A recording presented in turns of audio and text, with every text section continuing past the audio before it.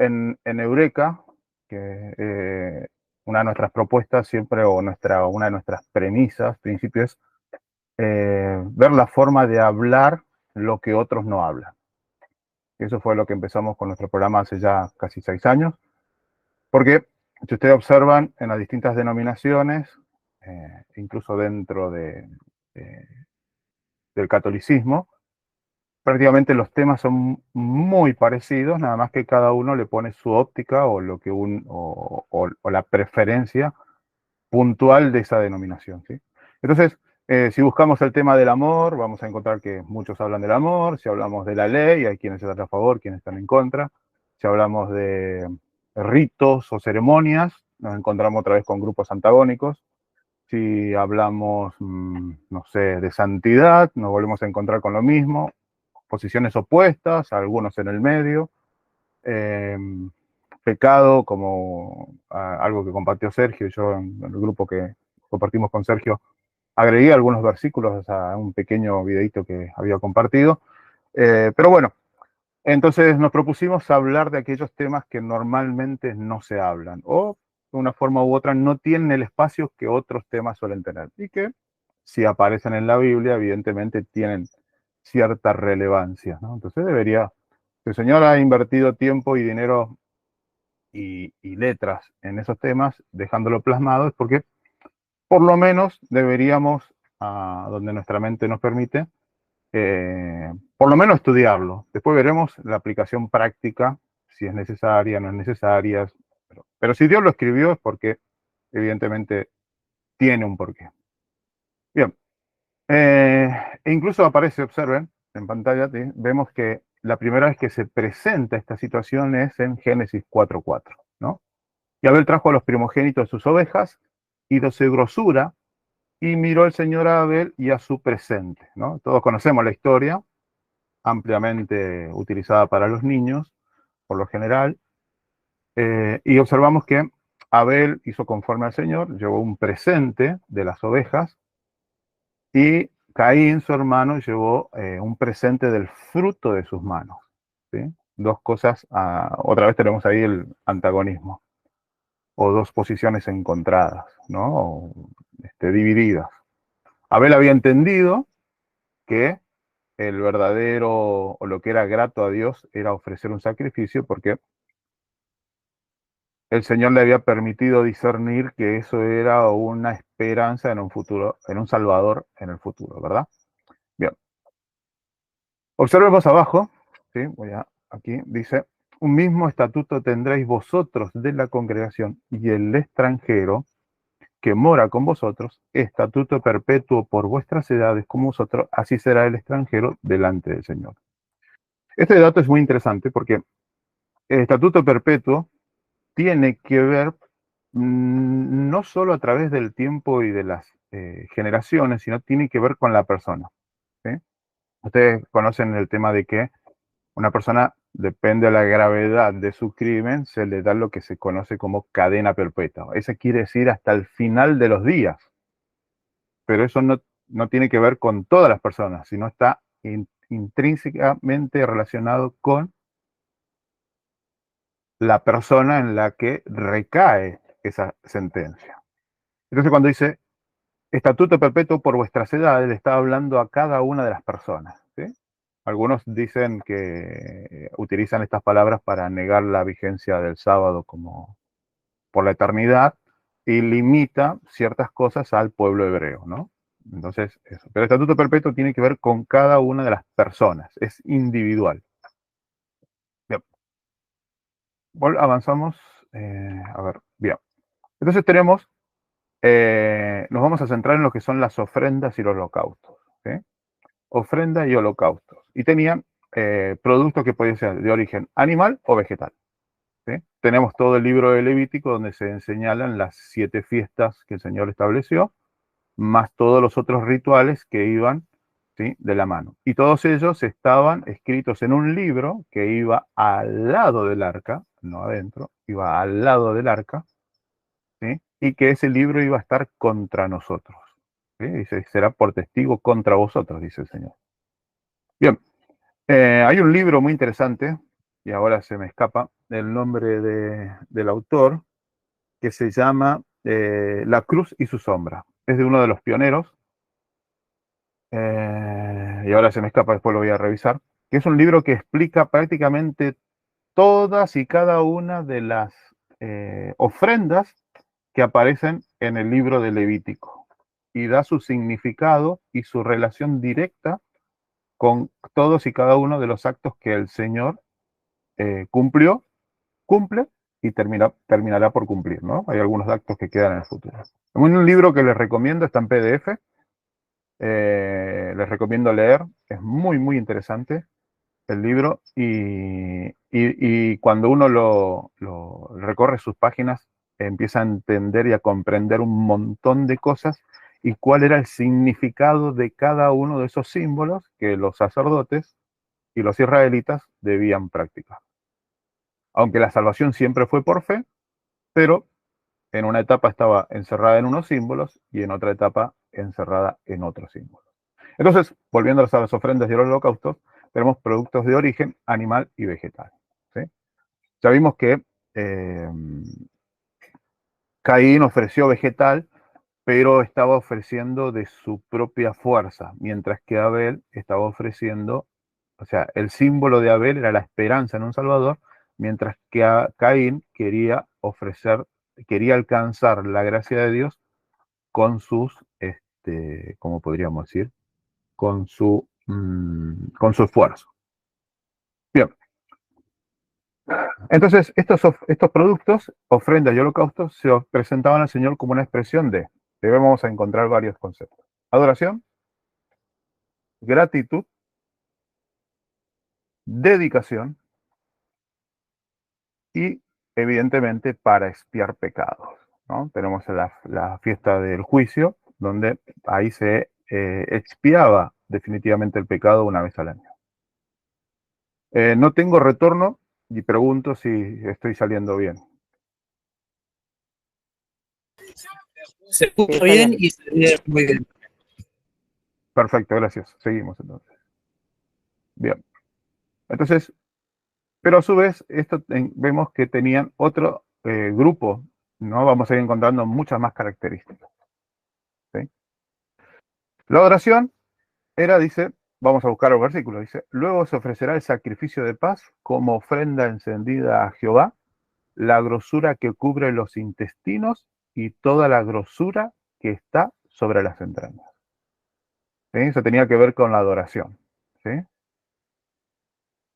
Después tenemos otro versículo que dice, luego ofrecerá el sacrificio, perdón, lo tengo duplicado acá.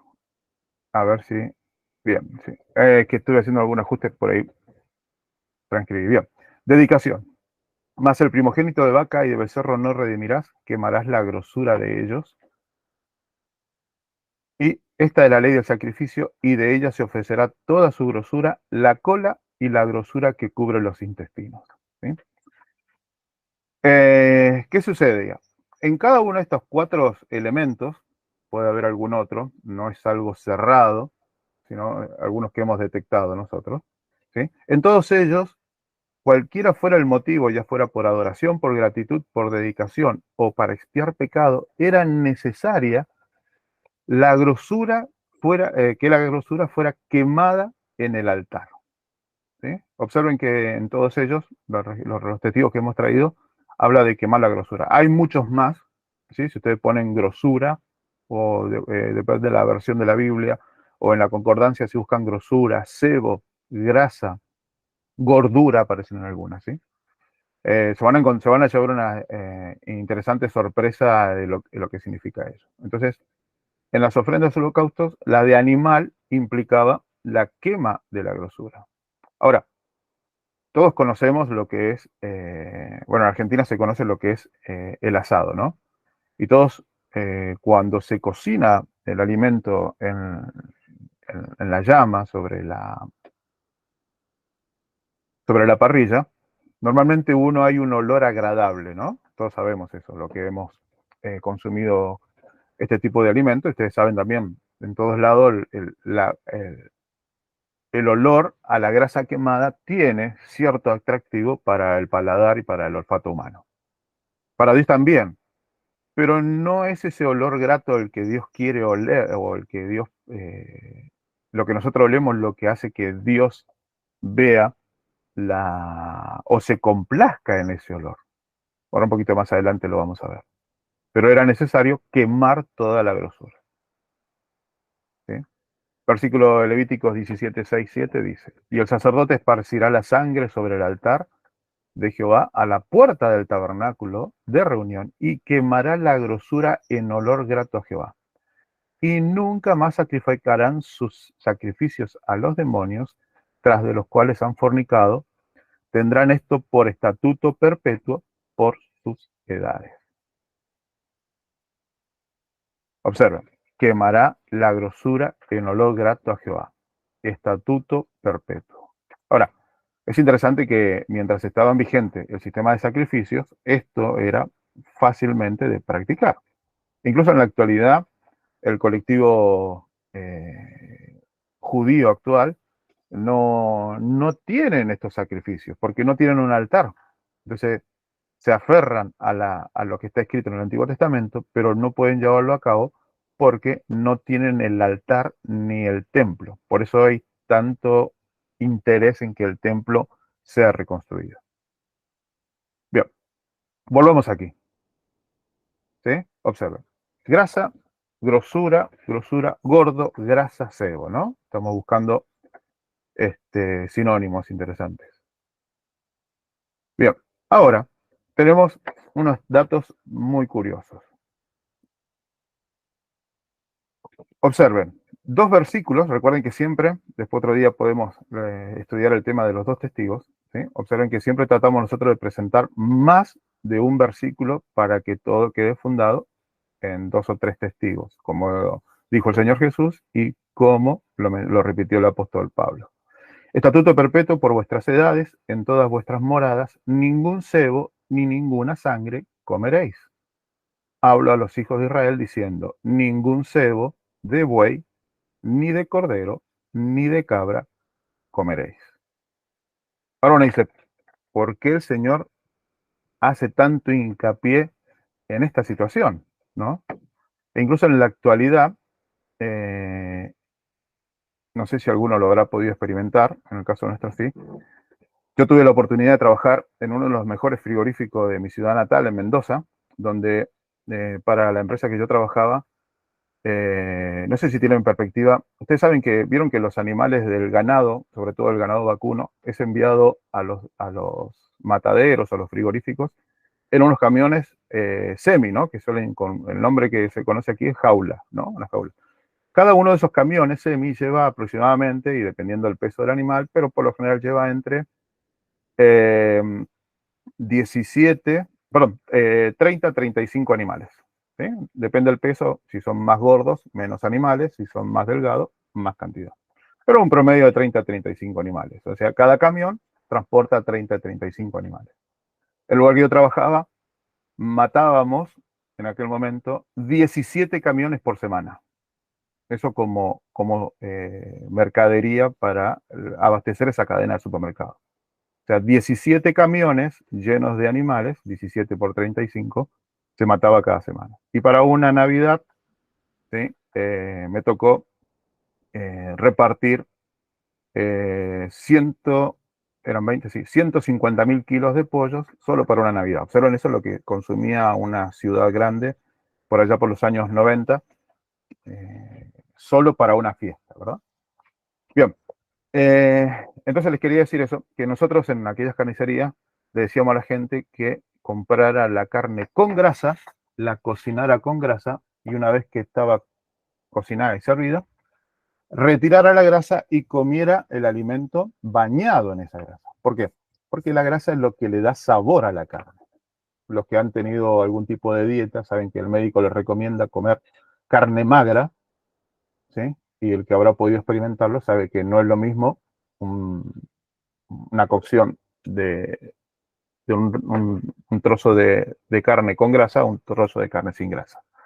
Pero no ese es el sabor que el Señor quería. Bien, a lo que quería señalar es que nuestra dieta actual está saturada de grasa, ¿sí? Es más, es un elemento esencial.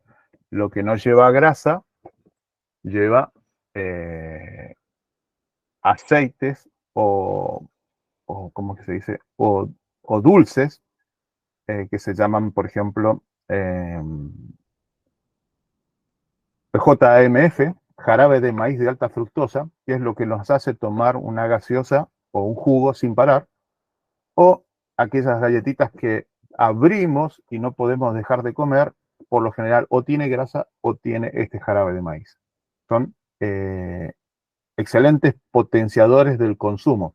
Por eso es que en los supermercados la mayoría de los productos o tiene grasa o tiene altas concentraciones de azúcar. Bien, avancemos entonces. El Señor dijo que no debíamos, ¿sí? O le dijo al pueblo de Israel, por carácter transitivo, nos toca a nosotros, consumir ningún cebo de buey, ni de cordero, ni de cabra comeréis. ¿Sí? Observemos que en los sacrificios todo eso quedaba estrictamente relegado a ser consumido en el altar. Observen, ninguno, o sea, no es ni un poquito ni nada, es ninguno.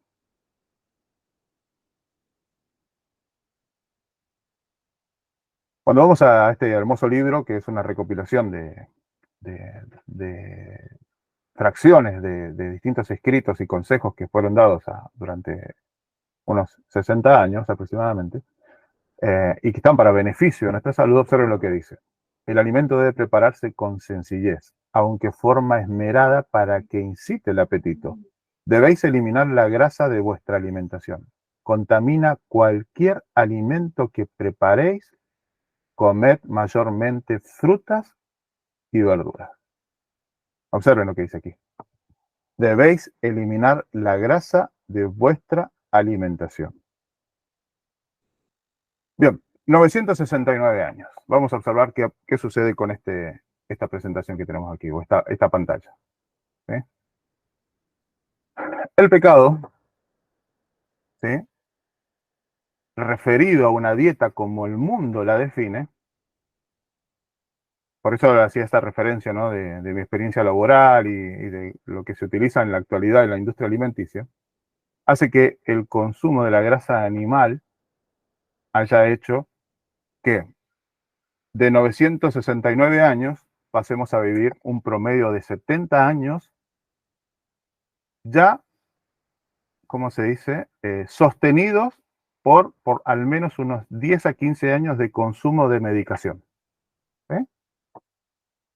El Señor, cuando le dijo al pueblo que no consumiera la grasa, no era por un capricho o alguna otra situación, sino que estaba mostrando que el consumo de grasa iba a limitar al hombre en todas las situaciones.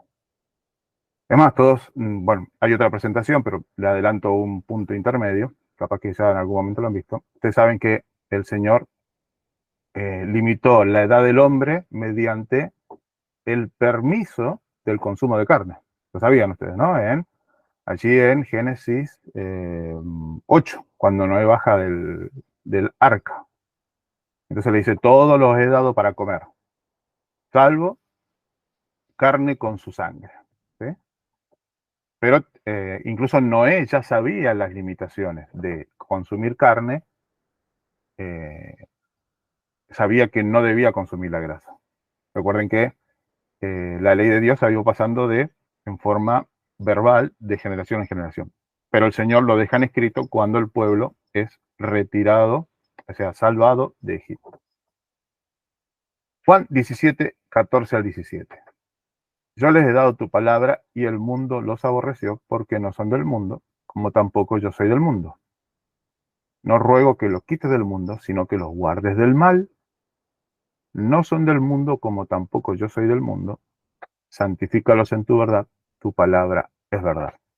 Y cuando dice tu palabra es verdad, eso incluye a toda la Biblia, sobre todo en aquel momento, que lo único que estaba disponible para leer al respecto de Dios era nada más ni nada menos que el Antiguo Testamento. ¿Sí? Y acá es donde nosotros debemos tener en cuenta, ¿no? No somos del mundo. Cuando el Señor transforma nuestra mente, también nos lleva a cambiar esa vida de una vida basada en las prácticas corrientes del mundo a una vida distinta donde el Señor quiere que nosotros vayamos avanzando, ¿sí? Y creciendo en la gracia, en la verdad, y también que nuestra mente vaya siendo transformada día a día.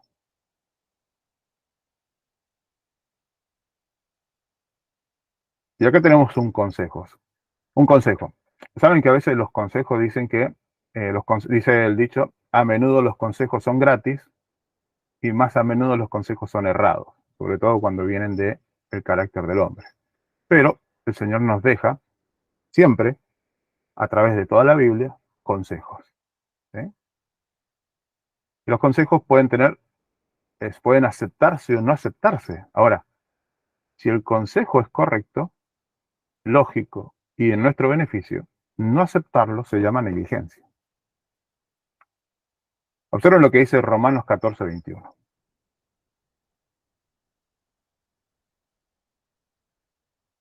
Bueno es no comer carne,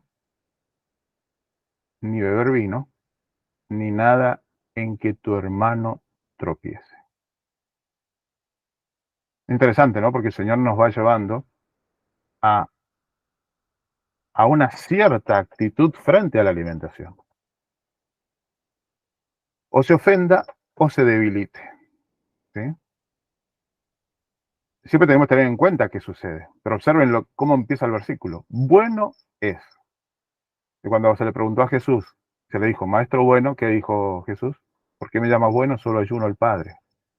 Ahora, si se permite que en la Biblia aparezca el concepto de que es algo correcto, porque entonces nosotros lo tergiversamos.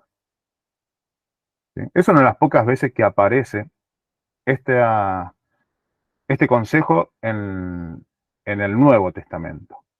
Muchos aluden al libro de Hechos, capítulo 10 y 11, donde la visión de Pedro tenía que ver con la posibilidad de comer cualquier cosa que estuviera en el lienzo, pero cuando uno estudia en profundidad esos capítulos, todos los que escucharon el relato de Pedro o que participaron activamente en ese suceso, entendieron correctamente qué es lo que Dios quería hacer y no tenía nada que ver con la alimentación. ¿Sí? Ahora, es interesante este tema porque, como les digo, no es algo que se toque actualmente. No es algo que llegue de todos lados. Ahora, esto no es, ¿cómo podríamos decirlo? Esto es un llamado a empezar a hacer las cosas de una forma distinta. ¿Sí? No es una prueba de fe, en el sentido que no es algo que, no es una prueba de discipulado, perdón, pero sí es algo que el hombre, con el tiempo, tiene que empezar a quitar de sus prácticas. ¿Ustedes me permiten y podemos ver otro tema cortito que está relacionado? Sería bueno, sí. Sí, ahora no me acuerdo si era el 2 o era el 3.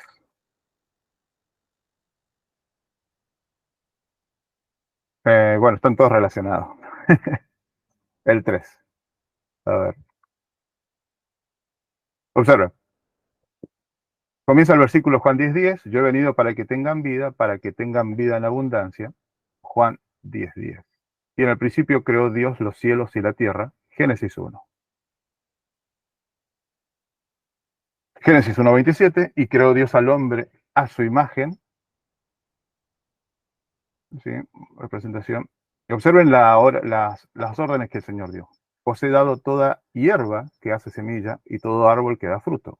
Os será para comer. Génesis 1:29. Y mandó Dios diciendo, de todo árbol del huerto comeréis. Génesis 2:16.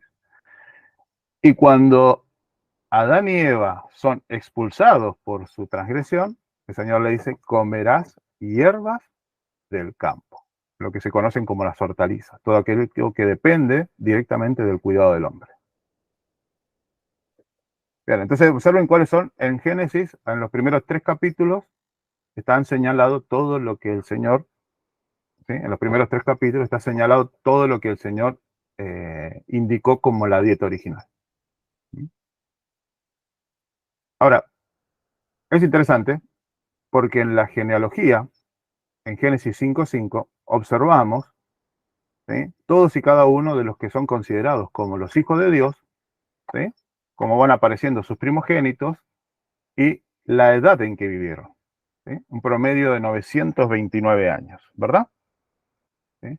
Recuerda que en la presentación anterior habíamos señalado la edad de Matusalén, que es el más longevo del Génesis y de la historia que está registrada en la Biblia, ¿no?, de la historia del hombre, 969 años. Y entonces, cuando estaba Noé en vigencia, ¿sí?, el Señor da la sentencia en Génesis 6, más serán sus días 120 años, Génesis 6:3. Recuerden esto, promedio 929 años. Ahora, luego del diluvio, la situación cambia. Observen cómo ahora, ¿sí?, la orden, el Señor agrega y dice, todo lo que se mueve y vive os será para mantenimiento, así como las hierbas y las legumbres os las he dado todo, pero carne con su vida, que es su sangre, no comeréis. Génesis 9, 3-4.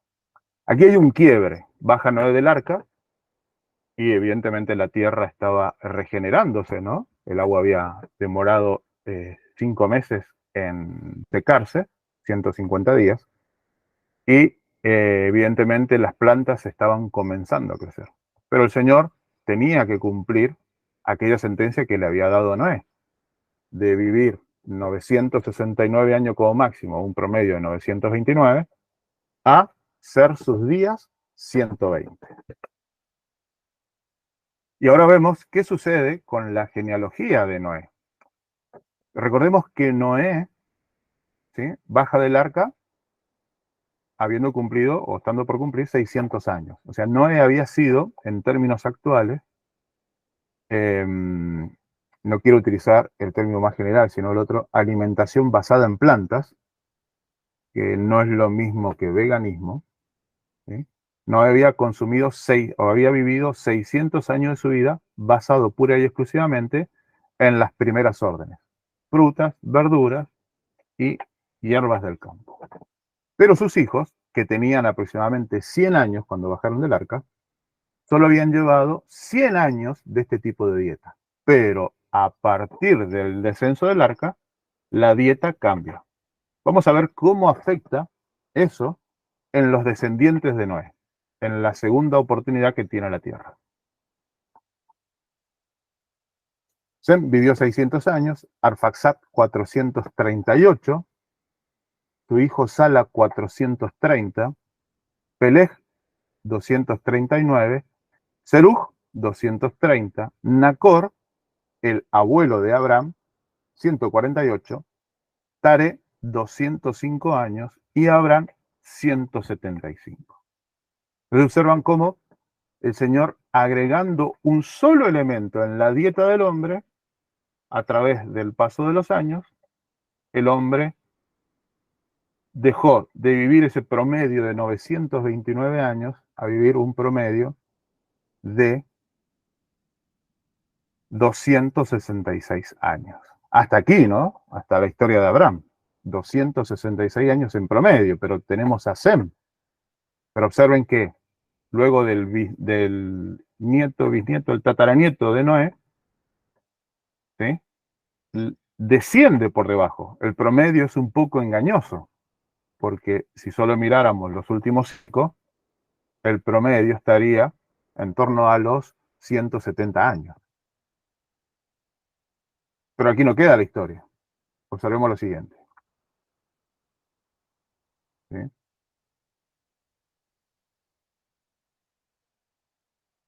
De la historia, del único que tenemos referencia de que haya vivido completamente los 120 años en forma clara, ¿sí?, es Moisés. Recuerdan que vivió 40 años con los egipcios, 40 años cuidando las ovejas y 40 años como guía del pueblo de Israel.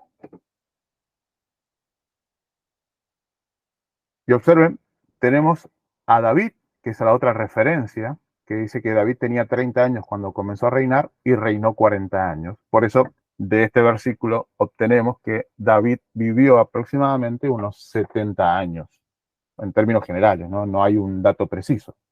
Porque se dice, era David de 30 años y reinó 40 años. Puede ser año más, año menos, pero no cambia lo que nosotros queremos señalar en este pequeño estudio. ¿Sí? Recuerden lo que sucedió en el diluvio. Todo lo que se mueve, que es vivo, os será para mantenimiento, así como la verdura de hierba, os lo he dado todo. Evidentemente, Noé tenía bien claro que eran los animales puros y que eran los animales impuros, ¿verdad? Recuerden que ese concepto ya estaba dado desde los animales que subieron al arca, ¿verdad? Incluso en aquella parte de Oriente se separan muy bien los animales puros e impuros. En la actualidad, las naciones, sobre todo las musulmanas, no consumen bajo ningún concepto cerdo, ¿sí?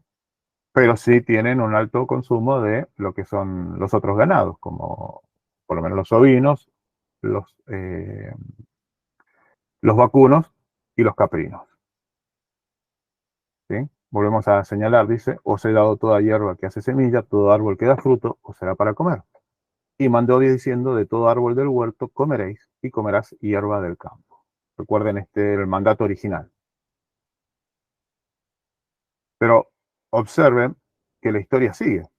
120 años. Moisés vivió 120 y David vivió 70.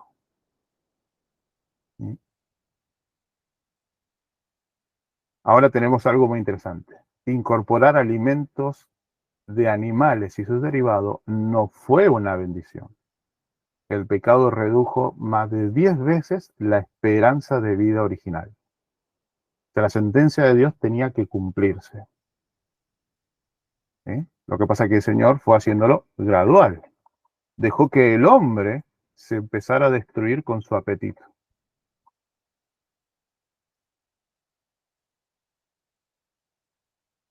Observen lo que dice David en el Salmo 90. Los días de nuestra edad son 70 años y los más valientes, o en algunas otras versiones dicen los más fuertes, llegan a 80. Si ustedes buscan la estadística de cada uno de los que estamos aquí, de sus países, van a observar que la esperanza de vida con asistencia médica está en torno de los 84 años.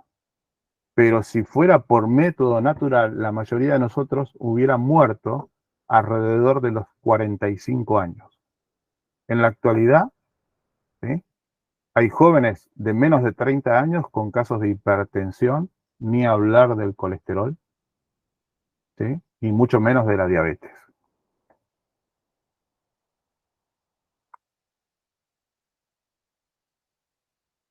Adán más desobediencia, ¿sí? Génesis 2:17, no comerás porque el día que él comieres morirás. ¿Sí? El hombre más el pecado hizo que Dios tuviera que habilitar el diluvio y la sentencia, más serán sus días 120 años. Recuerden que aquella capacidad de vivir cerca de 1000 años también era para todos aquellos que despreciaban a Adán, todos los descendientes de Caín, aunque la Biblia no lo registra, pero su edad, ¿sí?, era mucho más longeva que en la actualidad. Y no puedo afirmar que vivían 1000 años, pero según lo que dice la Biblia, ¿no? Porque no toma tiempo en señalar eso, pero era una realidad. No morían jóvenes. Y todo aquel tiempo era siempre, recuerden que era de continuo su pensamiento el mal. Entonces, ¿qué queríamos señalar con esto? Observen que del 3 pasamos al 4 y aquí hablamos de la grosura, ¿verdad? Algo que quiero decirles es que en aquel libro que les señalaba, que se llama La cruz y su sombra, no me puedo acordar, La cruz y su sombra, es uno de los pioneros, no de los pioneros, sino de la segunda línea de la iglesia, de los hombres de la iglesia, señalaba que la grasa, voy a avanzar acá para que les quede en la presentación, ¿sí? Que la grasa que era quemada en el altar significa el pecado. O sea, el olor grato a Dios en aquel símbolo era que la grasa estaba asociada al pecado. Entonces, cuando la grasa y los intestinos era quemada ahí, el olor grato a Dios era que el pecado iba a ser consumido en el fuego para la eternidad. Es muy interesante porque la composición, sobre todo de las grasas que se mencionan, vamos a señalarlo aquí, el buey, la oveja y quiero señalar, eso es puntual, acá. La grasa del buey, la grasa del cordero y la grasa de la cabra son grasas que al fuego, ¿sí?, se consumen, se derriten. Incluso a veces hasta temperatura ambiente suelen empezar a derretirse. Pero, por ejemplo, la grasa del cerdo no se consume a temperatura ambiente. Por eso, aquellos que han podido observar algún tipo de embutidos o de fiambres, ven que incluso dejados a la temperatura del ambiente, esos trocitos de tocino no pierden ni consistencia, ni marcan, ni gotean, podríamos decir. Mientras que al calor del día, la grasa del buey, del cordero, de la cabra, tienden a derretirse. Entonces, el Señor veía en la grasa consumiéndose en el altar como el pecado siendo destruido por la eternidad, en forma simbólica. Por eso el cordero tenía que ser, vamos a volver un poco para atrás, el cordero, ¿sí?, debía ser, la ofrenda encendida de Jehová tenía que ser la grosura que cubre los intestinos, toda la grosura que está sobre las entrañas, ¿sí?, tenía que ser quemada. En otro estudio, si ustedes quieren, después un día podemos hablar al respecto de lo que son las entrañas, lo que representa en la Biblia. Entonces, estos dos pequeños estudios quería aprovechar para compartirles hoy, no estaban en la mente, pero si el Señor permitió que les hablara y todo esto, tiene que haber algún propósito. No es para señalar, no conozco la vida de ninguno de los integrantes que están aquí, ni sus hábitos alimenticios, no pretendo señalarlos, pero sí quiero mostrarles lo que la Biblia enseña. Esa es la realidad. Como les dije, nuestra premisa es hablar de aquellas cosas que en otros lados no se hablan, no por molestar, sino porque si el Señor lo dejó registrado en la Biblia, tiene que tener algún tipo de enseñanza para aquel que es lector de la Sagrada Palabra de Dios. Amén.